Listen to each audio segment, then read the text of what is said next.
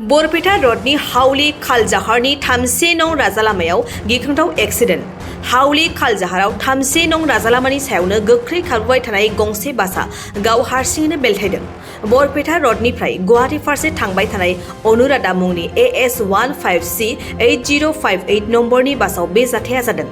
बासआव थानाय सा 30 दावबायारिफोरनि गेजेराव सा 15आ जखम जादों।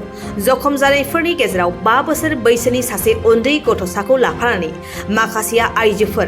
बेराफारसेथिं बासनि हेन्डीमेननि थोंसे आइथिङा बायदों होननानै मिथिनो मोननाय जादों। जखम जानाय सुबुंफोरखौ हाखु दाखुयै हाउलीनि देहा फाहामसालियाव लांनाय जायो। गोख्रै खारबोबाय थानाय बे बासआ सिगाङाव थानाय गुबुन गंसे गारिखौ अभारटेक खालामनो थांनानै ब्रेक हमनो हास्लाबैयाव बासआ लामानि सायावनो बेलथायदों होननानै जायगानि सुबुंफोरा मिथिहोदों।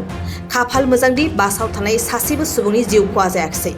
बरपेटा रोडनिफ्राय अनजय बसुमतारीनि खौरां। মোৰ ঘৰ হ'ল ভূগোল ক'ৰ উঠিছিল গাড়ী? তো আমি চিমলাগুৰিৰ পৰা উঠিছোঁ আমি গাড়ীখনত।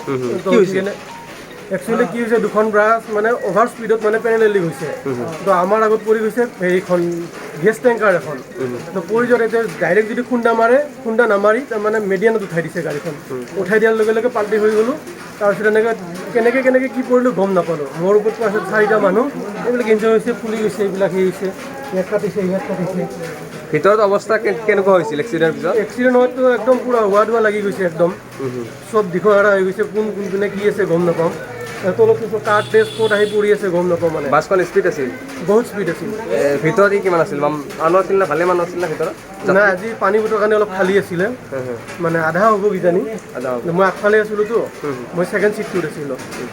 बाइक सालायनो मोजां मोनग्रा सुबुंफोरनि थाखाय मोनसे गोजोनथाव खौरां। जोबोद खम बेसेनावनो लननि गेजेरजों बाइक लानो हागोन।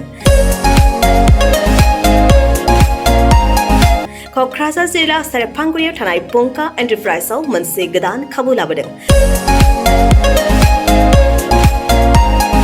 फैगौ 30 आगस्तनिफ्राय 2 सेप्तेम्बरसिम पंका एन्टारप्राइजआव लन मेला खुंफुंगोन। बेनि गेजेरजों नोंथाङा बाजाज कम्पानिनि गुबुन गुबुन रोखोमनि गोदान बाइकफोरखौ जोबोद खम डाउन पेमेन्ट होनानैनो लनाव लानो हागोन। बारा नङा, गासै 10,000 डाउन पेमेन्ट होनानैनो नोंथाङा बाइकखौ मोनफुंनो हागोन। जोबोद खम बिबांनि सुदआवनो गारिफोरखौ लानो हानायनि खाबु मोनगोन। बाइकजों लोगोसे बेसेन नाङाजासे हेलमेटबो मोननो हागोन। 1,000 रांजों नोंथाङा बुकिं खालामग्रोनानैबो दोनहरनो हागोन। बेजों लोगोसेयैनो नोंथांनि गोजाम जानाय गासैबो रोखोमनि बाइक स्कुटिफोरखौबो सोलाय सोल' खालामनायनि खाबुखौबो मोननो हागोन। गोबांथार मिथिनो थाखाय 9101547892 आरो 60038171991 जानबुं अनजिमायाव जगाजग खालामहरनो हागोन।